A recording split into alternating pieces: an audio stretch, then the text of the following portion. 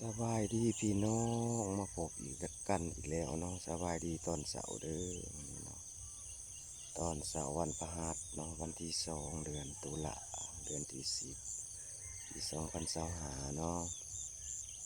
นี่แม่นบรรยากาศในยามเสาร์เด้อพี่น้องมาถ่ายปลาเขาให้พี่น้องได้เบิ่งเนาะมารีวิวหรือว่าอัปเดตเขาก็เดืองนะเนาะพี่น้องเนาะมาไปเป็นต่างไรเสียได้เกียร์เสียได้กินข้าวใหม่แล้วเด้อวันนี้เด้อ